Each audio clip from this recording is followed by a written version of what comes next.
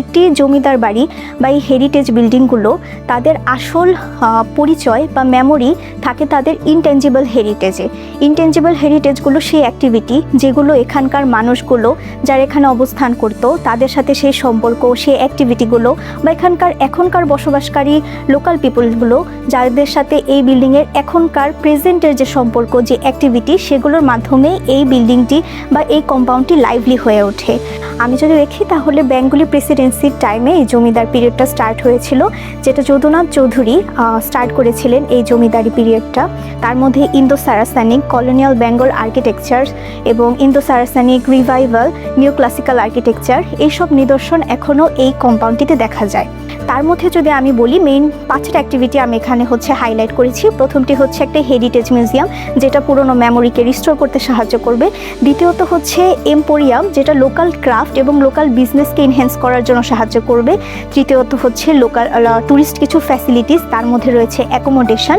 তারপর রয়েছে রিকানেকশন, যেটা লোকাল পিপলের ফেস্টিভ্যাল এবং কালচারাল যে অ্যাক্টিভিটিসগুলো সেগুলো করার জন্য সাহায্য করবে।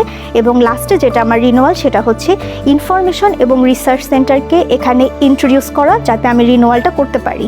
ফাইনাল মাস্টার প্ল্যানে এটুকু হচ্ছে আমার জমিদার বাড়ি কম্পাউন্ড। এটা হচ্ছে আমার নতুন ইন্টারপ্রিটেশন এবং আরেকটি নতুন ইন্টারপ্রিটেশন, যেহেতু এখানে আমি ট্যুরিস্ট ফ্যাসিলিটি ইন্ট্রোডিউস করছি, এর জন্য আরেকটা নতুন ইন্টারপ্রিটেশন, এখানে আমি হেরিটেজ রেস্টুরেন্টটাকে ইস্টাবলিশ করেছি এবং রিসার্চ সেন্টার, এটাও আমার নতুন ইন্টারপ্রিটেশন।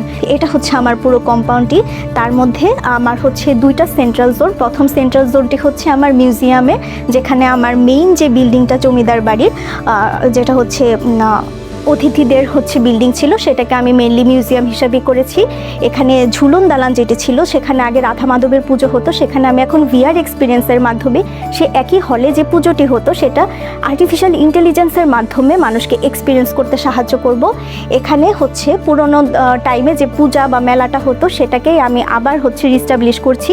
সেখানে মেলার কম্পাউন্ড করে দিয়েছি। আমার এখানে 2টা ঠাকুর দালান আছে।